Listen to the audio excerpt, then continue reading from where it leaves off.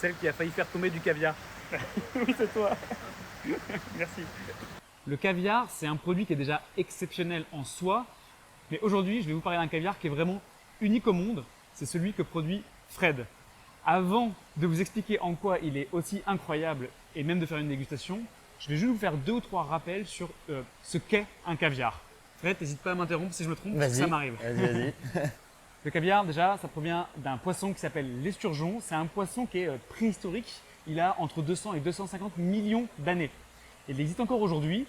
On a failli, nous, êtres humains, on a failli le faire disparaître à force de le chasser pour récupérer ses œufs. Parce qu'en fait, le caviar, ce sont des œufs d'esturgeon. Aujourd'hui, le caviar, il n'a plus le droit de provenir d'esturgeons sauvages parce qu'on l'a trop fait, on a failli les faire disparaître et la loi aujourd'hui oblige à ce que ce soit des œufs d'esturgeon d'élevage. Si le caviar, c'est un produit aussi cher, c'est notamment parce que c'est très très long d'en obtenir. L'esturgeon, en fonction de la race, va vivre entre 50 et 100 ans. C'est ça, 50 pour les bailleries Ouais. et une centaine d'années pour les belugas. Ouais, tout à fait. Ouais. Et ils vont avoir leurs premiers œufs autour de 8-10 ans pour les bailleries et 15 ans pour les belugas. C'est ça. Donc il faut attendre toutes ces années et élever, nourrir et prendre soin de l'esturgeon pendant toute cette période avant de récupérer les premiers œufs qui vont devenir du caviar.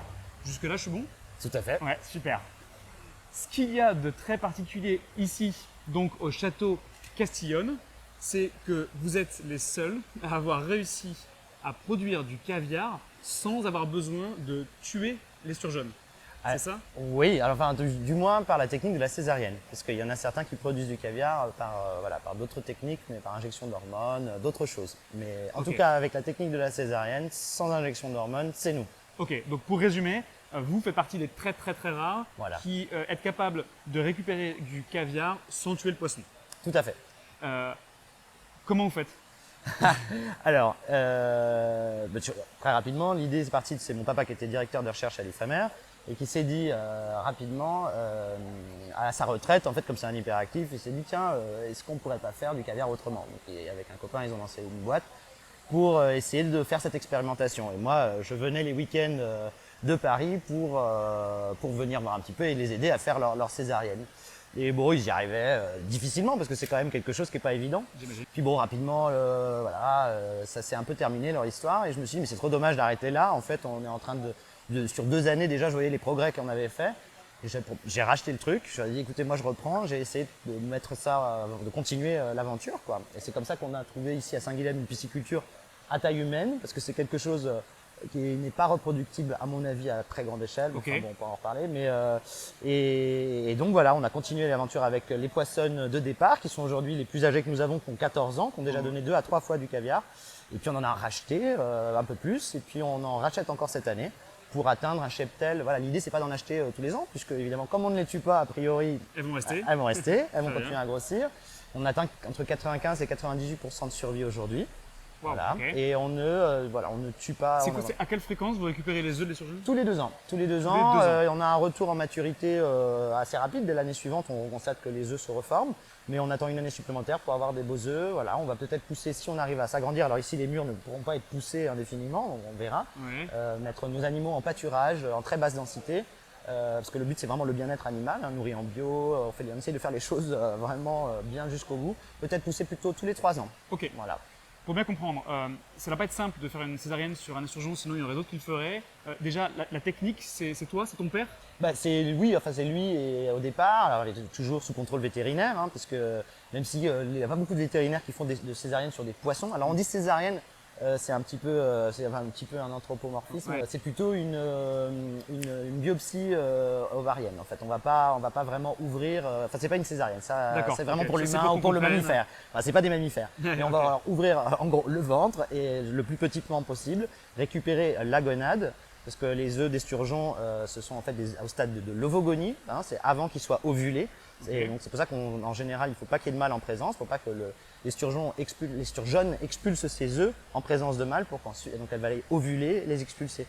Le caviar, c'est avant ovulation, ça. donc D'accord. l'ovogonie. Voilà, et c'est ça qu'on va récupérer pour faire le C'est ton caviar. père qui a mis en place cette méthode et toi qui l'as perfectionné par la suite? On peut dire ça. En gros, aujourd'hui, papa ne fait plus du tout d'opération avec Ouais. nous. mais bon, il est toujours là avec nous, comme ça, il vient voir de temps en temps. Ok, ok. Voilà. Mais ça fait que 4 ou 5 ans qu'on le fait. Hein, Il donc, y a une autre question quand même qui est hyper importante, c'est que ça paraît presque trop beau sur le papier.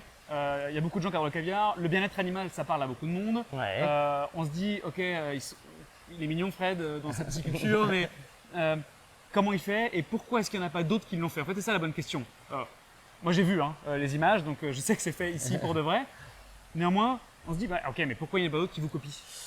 Alors déjà, c'est compliqué. Enfin, je veux dire, c'est aussi beaucoup de bon sens. alors, C'est du travail, c'est pourquoi les autres ne le font l'amélioration pas d'une technique. Pourquoi les Pourquoi autres ne le d'autres ne font le font pas? Tout simplement parce qu'à mon avis, c'est pas reproductible à grande échelle. Voilà. Nous, il faut savoir qu'on a 230 poissons aujourd'hui. C'est un Ouais. barbarisme esturgeon.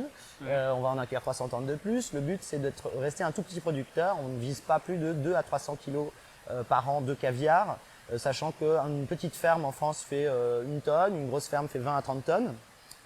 Donc, Voilà. si je comprends bien, c'est que c'est pas économiquement, c'est pas viable pour les exploitations qui sont beaucoup plus C'est grosses. pas le même schéma économique en fait. Quand tu as 15 000 poissons, tu les fais grandir et puis c'est un schéma économique qui est différent. Elles grandissent, on constate qu'elles sont prêtes. Alors là, on récolte le caviar et puis la carcasse est valorisée d'une façon ou d'une autre. En général, 10% du poids de l'animal en œuf d'esturgeon, Ok. 90% du poids va. Alors ça peut partir on fait des rillettes, on fait des poissons fumés, on fait des bonnes choses. Nous, on part sur un schéma qui est différent à la base. D'accord, Donc c'est pour ça qu'elles ont tout un prénom. C'est très compliqué quand il y en a une qui meurt, on en verse une larme, c'est compliqué. On s'en veut beaucoup. Voilà, c'est pas le même schéma économique. À très Ok. grande échelle, je pense que ça serait très compliqué parce que surtout, un dernier truc, il faut que c'est quand même une opération vétérinaire, donc il faut que ce soit fait sous contrôle vétérinaire. D'accord. Et donc sinon, voilà, c'est l'exercice illégal de la médecine vétérinaire. C'est pour ça que nous, on a toujours un vétérinaire en Avec présence vous. avec nous Ok. pour faire l'opération. Bon, bah, comme vous pouvez le voir, on vient de passer à l'apéritif. On est au chardonnay blanc. Avant de vous parler de caviar, je voudrais parler d'un autre produit que les membres du Club Moins Chef vont pouvoir acheter au tarif pro. C'est l'anguille fumée. Est-ce que tu peux nous en dire plus pendant que je la déguste? Déjà, d'où elle vient et comment vous la préparez? Alors, elle vient de l'étang de Thau. C'est des petits pêcheurs traditionnels de l'étang de Thau. C'est mon papa qui s'occupe de tout ça. Ça, c'est vraiment son domaine, son précaré aujourd'hui. Et on va la fumer. Alors, elle est salée avec, pas en saumure, en sel sec. Et fumer pendant 7 à 8 heures à 70 degrés. Et à l'étuvée entière.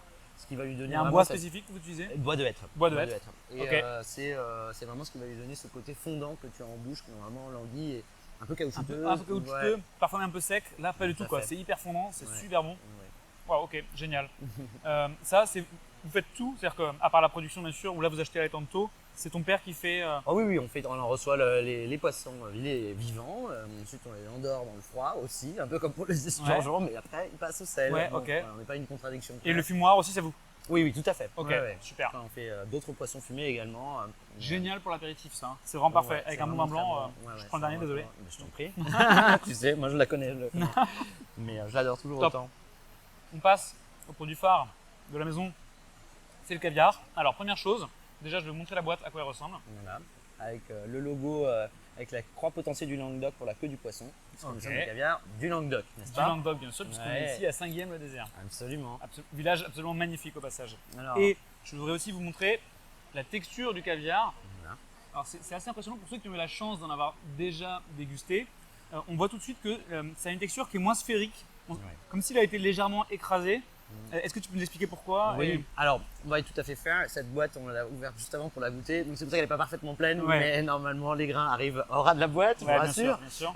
Les grains sont un petit peu plus mous et ont rendu un petit peu d'exudat, tout simplement parce qu'il a maturé longtemps. Normalement, comme je te le disais, on va mettre le caviar sous presse et petit à petit l'exudat va partir. Mhm.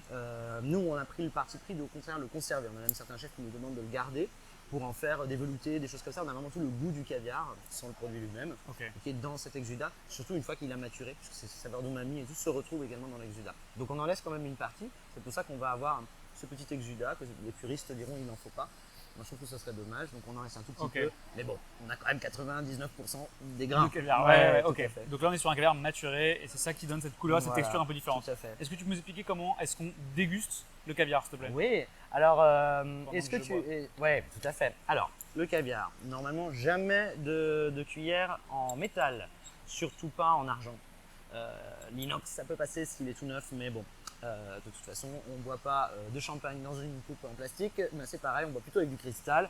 Là, on va partir sur de la nacre, Ok. souvent. On peut avoir des cuillères en porcelaine ou en bois traité, enfin quelque chose qui ne va pas altérer le goût en tout cas. Ok, c'est pas D'accord. juste pour faire son précieux, Non, parce que c'est- c'est classe, c'est que ça à va vraiment fait. altérer le goût. Absolument, absolument. Il ne faut Ok. pas que ce soit en contact avec un métal et surtout pas d'argent, surtout pas de métaux précieux ou rares. Alors ensuite, on va le déguster généralement la première fois pour vraiment avoir toute la saveur du caviar à la russe ou à la royale. Yes, Donc je dans le la savais. tabatière du pouce, comme ceci, on va prendre notre petite cuillère en nacre et on va venir déposer une noisette ici. Et Ok. il ne faut pas oublier que on ne l'a pas dit, mais il faut que le caviar soit bien frappé, donc positionné sur un lit de glace. Ok, c'est pour ça qu'on voit souvent dans les vidéos, Tout le à caviar, fait. il arrive dans sa boîte, sur de la glace, Sur qui est de un la peu glace, pilée, ou... voilà, ouais, ok. on met le logo à côté. Et alors, sans le faire réchauffer, tout de suite, on va venir le prendre en bouche et éclater les grains d'avant en arrière sur le palais pour avoir toute la saveur. Et ce qu'on va faire immédiatement, c'est en reprendre une deuxième noisette parce que on tapisse d'abord la bouche avec la première noisette et on vient vraiment déguster la deuxième. Je ne dis pas non. Comme ça. Voilà. Et donc tu vois toutes ces saveurs d'umami qui vont se développer au fil du temps. Donc là, on est sur le caviar de Olympias, n'est-ce Olympias. pas C'est pour ça que Le nom des le nom surjeunes, de chaque esturgeon qui a produit le caviar est indiqué au dos de la boîte. ce que tu peux faire parce que tu ne tues pas les surjeunes, donc c'est vrai que c'est Exactement. plus simple Chacune de leur de donner un nom. Chacune de Comme nos si tu veux poissons a garder. un petit prénom. Donc là, les œufs de Olympias, Olympias, elle est juste là, hein, dans le Olympias, bassin. elle est juste là. Elle est dans Ok. le bassin, le dernier bassin Ok. que tu as vu tout à l'heure. Attends, tant que je l'ai encore, Oui. je vais en parler. C'est incroyable ce qui se passe dans ma bouche. Première réaction et première surprise, je mange pas souvent du caviar, j'ai pas cette chance, mais les rares fois où j'ai pu en goûter, c'est vrai que ça a une texture presque un peu croquante dans la bouche, pour du caviar primeur, qu'on ne retrouve pas là. Donc ça peut être surprenant au début. Par contre, dans un deuxième temps, on a une palette d'arômes qui est, à mon sens, encore plus riche, plus développée. C'est toutes les saveurs Et de on mamie. a une longueur en bouche qui dure là au moment où je vous parle, c'est assez impressionnant. Jusqu'à 1 à 2 minutes, tu vas voir, tu vas continuer à parler et avoir Ouais. quand même ce goût en bouche. Un caviar primeur va éclater en bouche et va retomber plus rapidement. Là, les saveurs d'umami qui vont se développer vont vraiment durer plus longtemps. Donc, on a des chefs qui, en goûtant notre caviar, disent « Ah tiens, c'est intéressant, je vais pouvoir faire autre chose », l'associer avec des choses un petit peu plus fortes, avec des échalotes fermentées, du bœuf maturé, des choses vraiment plus strong. Normalement, un caviar qui est assez léger en goût, on va venir le marier, et celui-ci fonctionne très bien avec quand même, hein, avec un bel œuf coq frais ou sur une petite crème aigre. Vous pourriez l'essayer comme ça aussi. Ok. Mais vous pouvez l'associer avec des choses plus puissantes parce que tout simplement, toutes ces saveurs, voilà. On pourrait le vendre primeur aussi, mais comme tu peux le constater, il est très peu salé. Ouais. Et si je te le faisais goûter au bout de 1 mois ou 2 mois, tu te semblerais presque peut-être un peu fade. Ok, Tout simplement, d'accord. les saveurs d'umami ne se seraient pas encore développées. C'est vrai qu'il est très peu salé. Et si on le salait un Ouais. petit peu plus comme le font pour les caviars primeurs, comme on peut le faire pour les caviars primeurs, on aurait trop de. Voilà, le sel plus l'umami serait trop fort. Ok, Donc, ok. voilà. Trop bien. Je te remercie. On va continuer la dégustation. Mais avant de terminer la vidéo, je voudrais que vous sachiez que ce caviar, en l'occurrence, non seulement je viens pour faire cette vidéo, mais je viens aussi pour faire le transporteur. Oui, c'est C'est-à-dire que vrai. je vais repartir avec quelques boîtes de caviar que je vais amener à Gilles Goujon, le fameux chef 3 étoiles de l'auberge du Vépuy à Fonjoncouze, puisque Gilles Goujon, qui est lui-même membre du club Moi Chef, va ouvrir son restaurant demain midi, son tout nouveau restaurant à Béziers qui s'appelle l'Alternative. Et il m'a demandé de faire le coursier en toute urgence pour ramener du caviar parce qu'il va absolument en mettre dans son restaurant. Donc, comme la plupart des produits qu'on vous présente dans le club Moi Chef, ce produit est utilisé par des très grands chefs et on est très content de vous le présenter. Donc, si vous êtes membre du club Moi Chef, pour rappel, vous allez pouvoir l'acheter au tarif professionnel ainsi que l'anguille fumée qui est vraiment trop bonne. Tout ça au tarif professionnel puisque nous, on ne prend pas de commission, on n'est pas un intermédiaire dans cette vente, c'est en direct avec Château Castillon. Merci à nouveau. Merci à toi. Je vous souhaite à tous une excellente semaine et on se retrouve la semaine prochaine pour un nouvel artisan ou producteur qui travaille avec les plus grands chefs. Et venez nous voir à Saint-Guilhem, très beau village. C'est magnifique, je confirme. Donc la noix mais voilà, là là, est tout tombé. Oh, C'est ben. bon, on a eu de la chance. On a eu de la chance, tout va bien. Qu'on va Ça aurait mettre été sur, triste.